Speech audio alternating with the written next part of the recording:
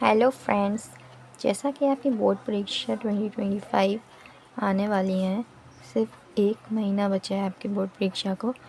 तो मैं आपके लिए फ़िज़िक्स के कुछ ऐसे टॉपिक्स लेकर आई हूँ जो कि 100% फंसेंगे। तो इसमें पहला है कूलाम का नियम। इसके 50% चांसेस होते हैं आए या ना आए, पर ये इम्पॉर्टेंट होता है। विद्युत आवेश तथा आवेश के प्रकार, तो ये बहुत इम्पोर्टेंट है आपके सिलेबस में। विद्युत बल रेखाएं, विद्युत द्विध्रुव आघूर्ण, ये दोनों भी बहुत इम्पोर्टेंट हैं। उसके बाद है विद्युत द्विध्रुव की अक्षीय रेखा पर स्थित बिंदु पर विद्युत क्षेत्र की तीव्रता, ये भी आपके सिलेबस से बहुत इम्पोर्टेंट है। उसके बाद द्विध्रुव की निरक्षीय रेखा, इन दोनों में से कोई एक तो ज़रूर ही आएगा पक्के।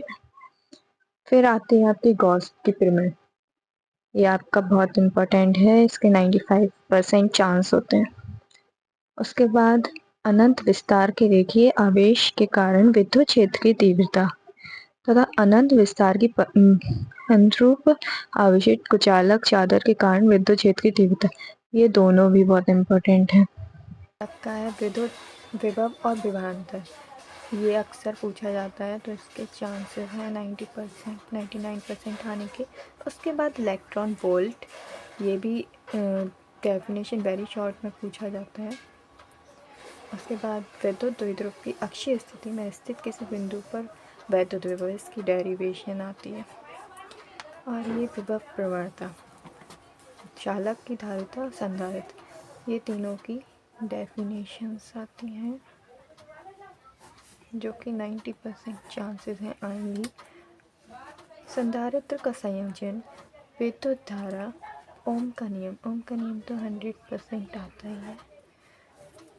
फिर है विशिष्ट प्रतिरोध अथवा प्रतिरोधकता, इसमें से या तो विशिष्ट प्रतिरोध हैगा या प्रतिरोधकता, तो आप दोनों ही लेकर चलिए। फिर विद्युत प्रतिरोध, विशिष्ट चालकता, प्रतिरोधों का संयोजन, इन सब के भी चांसेस हैं 80% आने के।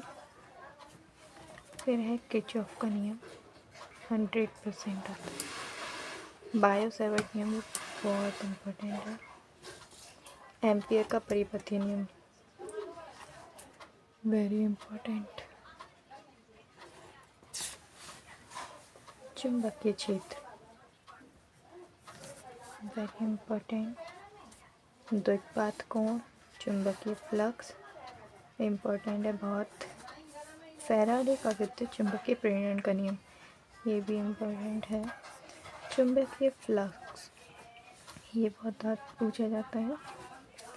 फिर स्वप्रेरण, अन्योन्य प्रेरण, विभिन्न प्रकार के प्रतिवर्ती धारा, इनमें से एलआर परिपथ, एसी परिपथ, एलसी परिपथ या एलसीआर परिपथ, इनमें से कोई एक आएगा, जो कि आपको चारों तैयार करने पड़ेंगे। उसके बाद वोल्टेज धारा ट्रांसफॉर्मर, ये वेरी इम्पोर्टेंट है।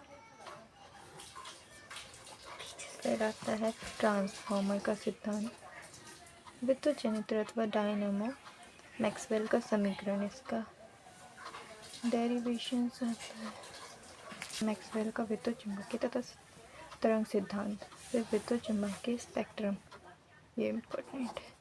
प्रकाश का परावर्तन प्लस अपवर्तन, वेरी इम्पोर्टेंट। गोलीय दर्पण के लिए यू वी तथा एफ, इससे न्यूमेरिकल्स पूछे जाते हैं।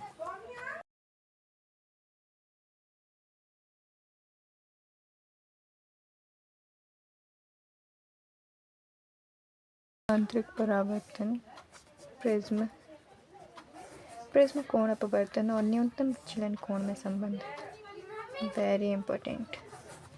प्रकाशिक माध्यम की परिक्षेपण या विक्षेपण क्षमता, गोलीय पृष्ठ पर अपवर्तन का सूत्र, पतले लेंस के लिए अपवर्तन का सूत्र, लेंस मेकर सूत्र, ये हमेशा आता है, लॉन्ग में पूछा जाता है।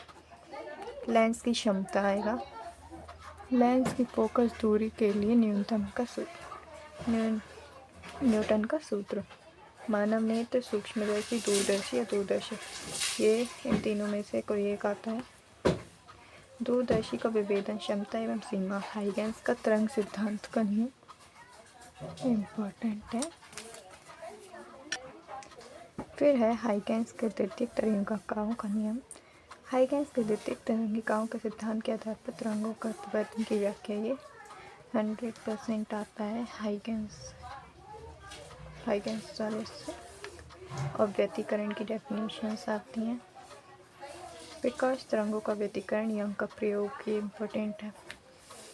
प्रकाश का विवर्तन, कार्यफलन, प्रकाश की विद्युत प्रभाव, इन दोनों में से कोई एक आएगा। प्रकाश विद्युत उत्सर्जन के नियम, आइंस्टाइन का प्रकाश विद्युत समीकरण, रदरफोर्ड का कण वर्गीकरण प्रयोग, नाभिकीय की खोज, रदरफोर्ड का परमाणु मॉडल, हाइड्रोजन परमाणु का बोर मॉडल, हाइड्रोजन स्पेक्ट्रम और नाभिकीय बल, तथा क्षय नियतांक में संबंध, नाभिक की बंधन ऊर्जा, नाभिक के विखंडन, नाभिकीय संलयन, अर्धचालक। इन चारों में से ये चारों बहुत इम्पोर्टेंट है, कोई दो आ सकते हैं इसमें से शॉर्ट में, वेरी शॉर्ट में। तो अगर आपने ये सब सारे टॉपिक्स कंप्लीट कर लिए तो आपके 95% मार्क्स फिजिक्स में आ सकते हैं। और इन सब की सारी वीडियोस मैं अपने चैनल पे डाल दूँगी, सो सब्सक्राइब।